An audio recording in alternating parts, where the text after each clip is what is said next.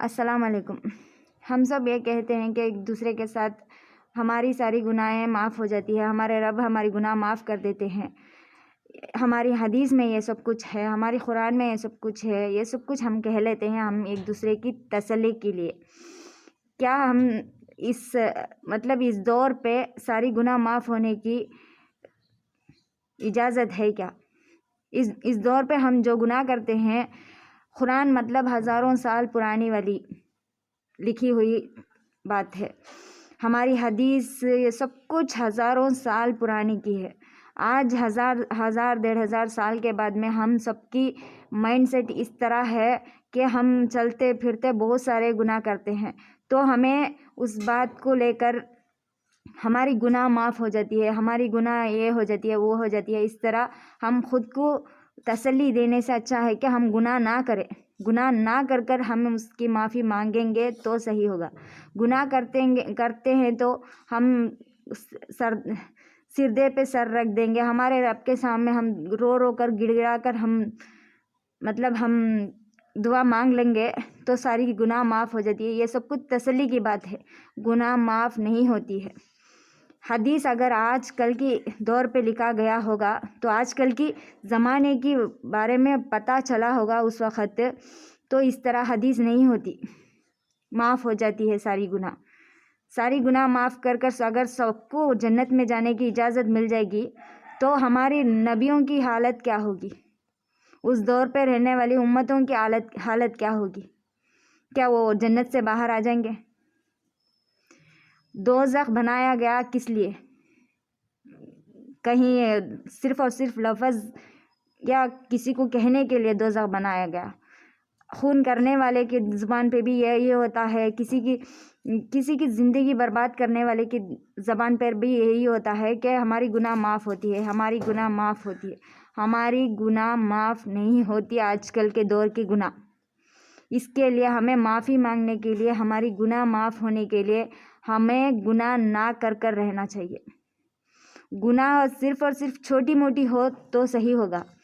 آج کل ہم میں سے کوئی بھی اتنی چھوٹی گناہ نہیں کرتے ہیں کہ معاف کرنے کی قابل ہو اس بات کو۔ ہماری گناہ اس لیول میں ہوتی ہے، کسی کی زندگی برباد ہوتی ہے، کسی کی کیریئر، سب کچھ۔ ہماری حدیث میں یہ بات بھی ہے کہ کسی کے پیٹھ پیچھے بلا برا کہنا بھی گناہ ہے، تو گناہ کیسا معاف ہوگا؟ آج کل 20 پر 4 گھنٹہ ہمیں بس نہیں ہوتا کہ گناہ کرنے کے لیے۔ اگر دوسرے دن کے 20 پر 4 گھنٹے سے کچھ ادھار لے لیں گے تو بھی صحیح ہوگا۔ تو جتنا ہو سکے اتنا ہم میں سے یہ بڑھاؤ نہ دے ایک دوسرے کو کہ ہماری گناہ معاف ہو جاتی ہے، ہم یہ کر سکتے ہیں وہ کر سکتے ہیں، ہم نہیں کہتے ہیں، لیکن ہماری گناہ معاف ہوتی ہے، یہ تسلی نہ دے ایک دوسرے کو۔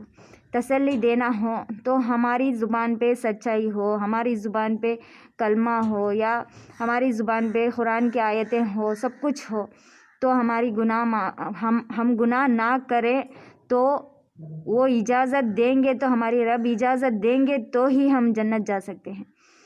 یہ نہیں کہ ہماری گناہیں کر دیں، ہم سردہ مار دیں یا رو رو کر ہم دعا مانگ لیں ہمارے رب سے کہ ہماری غلطی معاف کر دو، ہماری سب کچھ معاف کر دو، ہم آپ کے سامنے ہاتھ پھیلا کر بھیک مانگتے ہیں۔ گناہ کرتے وقت دماغ کہاں پہ جاتی ہے، ہماری سوچ کہاں پہ جاتی ہے؟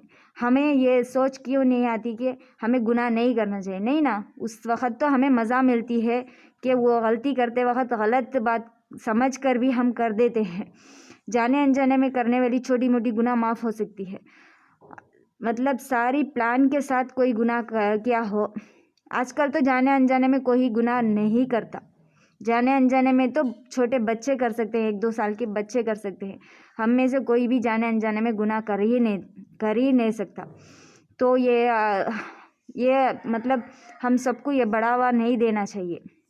ہماری گناہ معاف ہو جاتی ہے، ہمارے رب 70 ماؤں کی درجہ رکھتا ہے، وہ 70 ماؤں کی درجہ آج بھی رکھتا ہے۔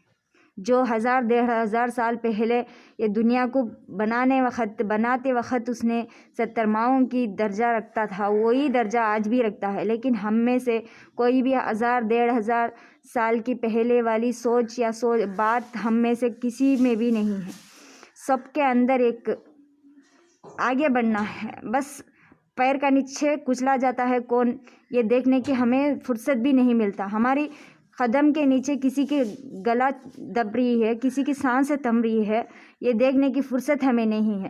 تو ہمیں یہ ڈائلاگ مارنے کی اوقات بھی نہیں ہے. جتنا ہو سکے اتنا ہم سب کو گناہوں سے دور رہنا چاہیے، تبھی ہماری چھوٹی موٹی گناہ ہمیں معاف کر دیں گے ہماری رب. یہ سوچنا چاہیے، یہ نہیں کہ ہمیں ساری گناہ ہماری رب ہمیں معاف کر دیتا ہے. 70 گناہ ماؤں کی درجہ، اس کے پیار میں کوئی بھی کمی نہیں ہے، لیکن ہمارے پیار میں بہت ساری کمی ہے.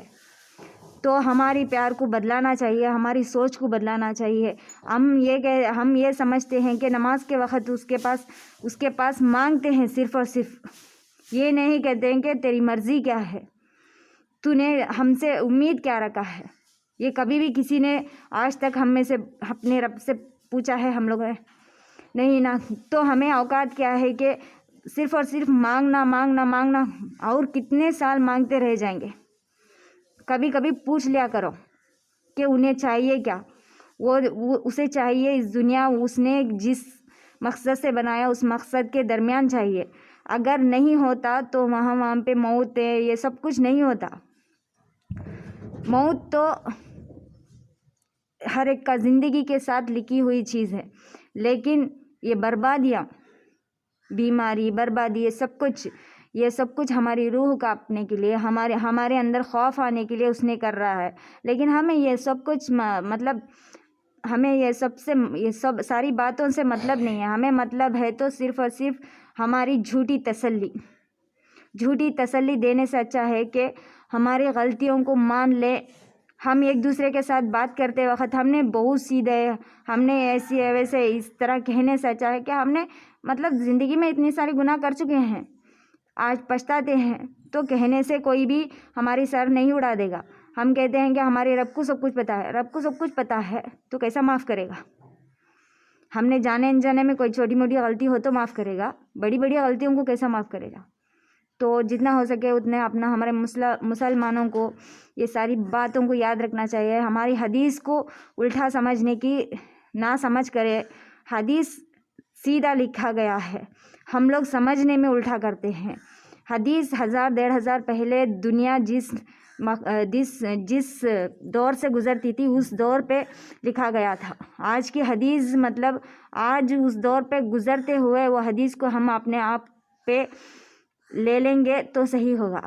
نہیں، ہماری غلطیاں اتنے سارے رکھ کر حدیث کو ہمارے ایڈوانٹیج لینا غلط ہوگا. حدیث کبھی بھی غلط نہیں ہے. ہم غلط بن چکے ہیں یہ 1000-1500 سال میں، تو ہمیں سدھرنا چاہیے. تو یہ کہہ کر آج کی ویڈیو ہم یہیں پہ ختم کرتے ہیں. ہم سارے مسلمانوں کو ہماری رب کی سوچ کی عزت کرنا چاہیے. پھر کل ہم پھر ملیں گے، تب تک کے لیے اللہ حافظ.